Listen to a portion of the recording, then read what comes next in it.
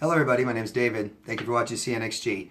Today's video I made because I'm getting this question asked frequently.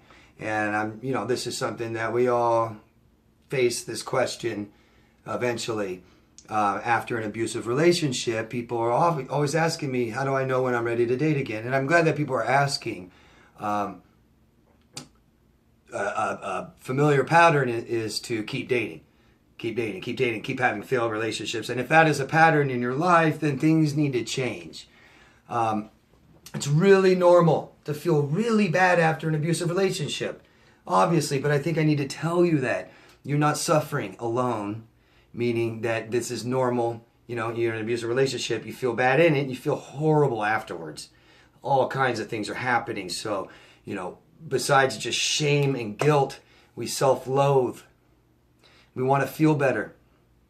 Okay? So, I want to give you guys some things to think about, some things to ask yourself, some things to consider before dating again, okay?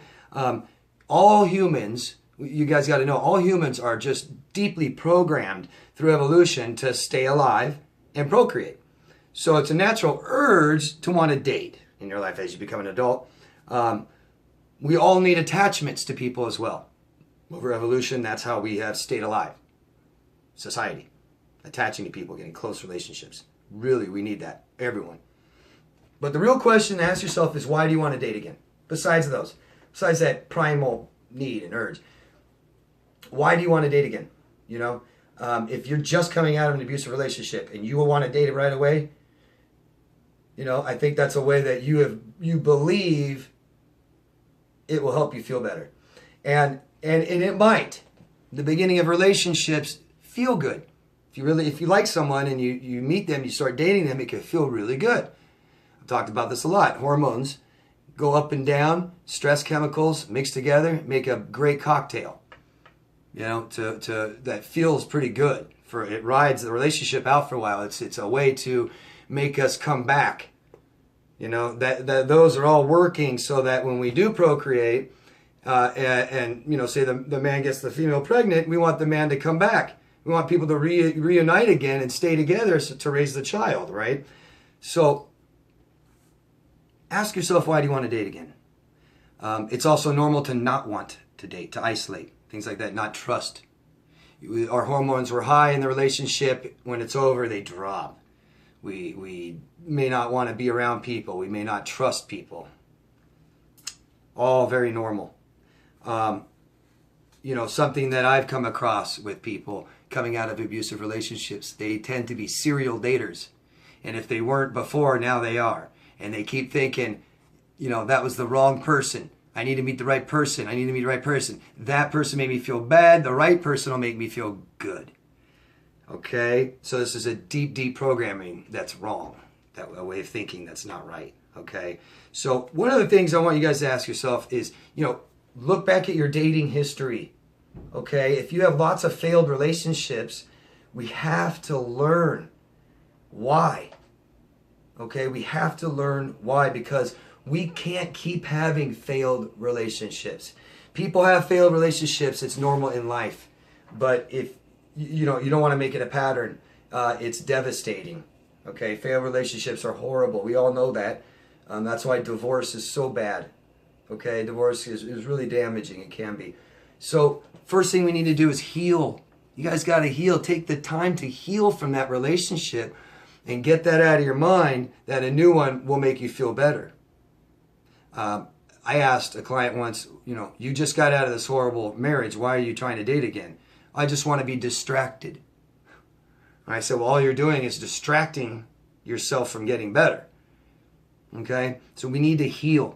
There's a process to this, and we need to go through that process, and we need to allow ourselves to feel these bad emotions, okay?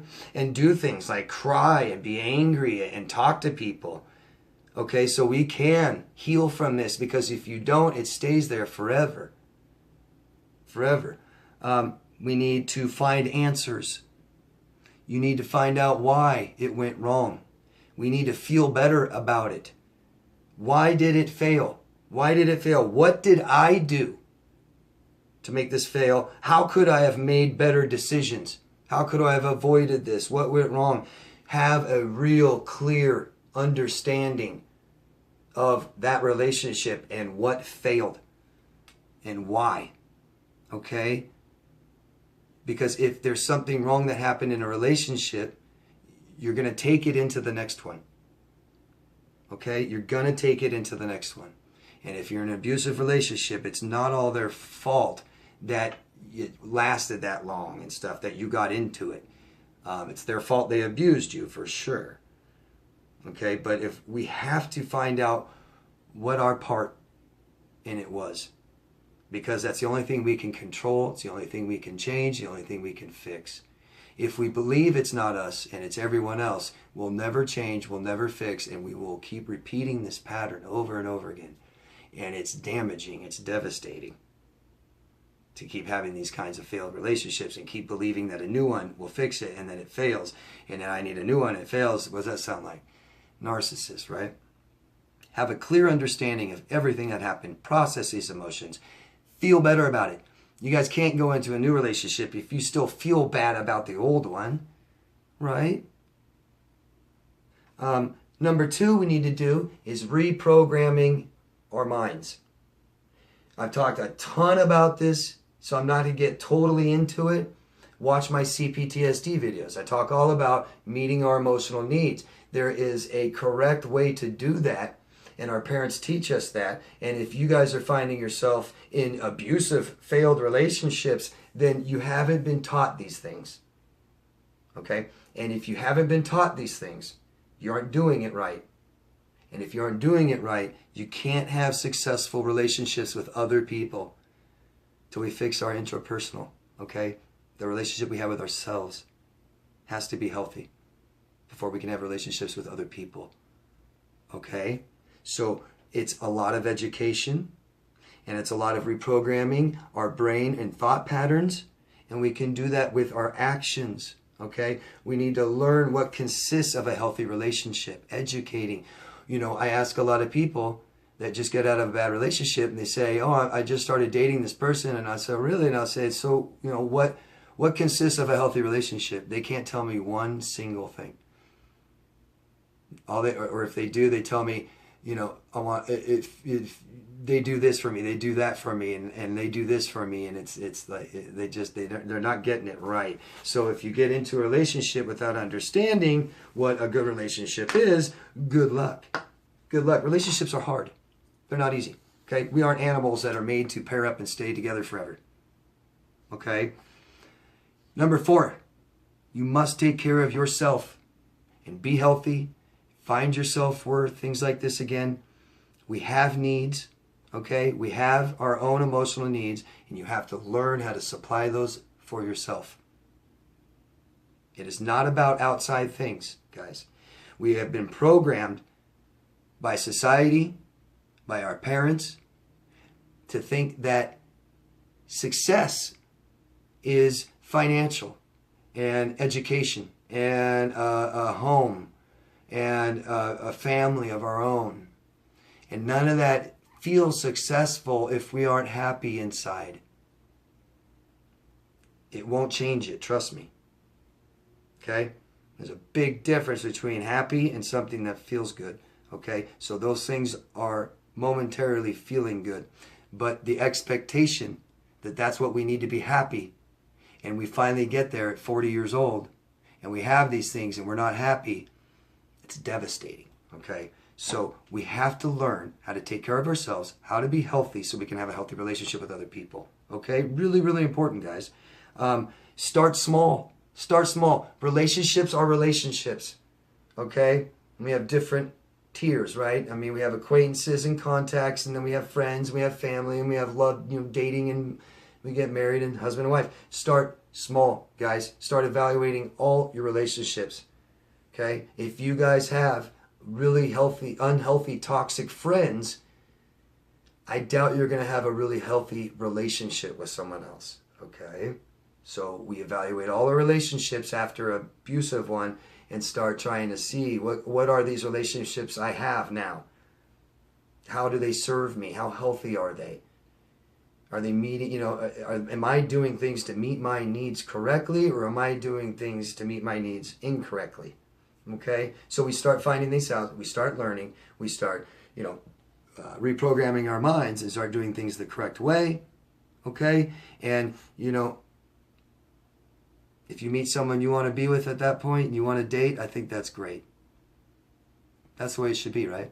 When am I ready to date? Well, how about you meet someone you want to date first?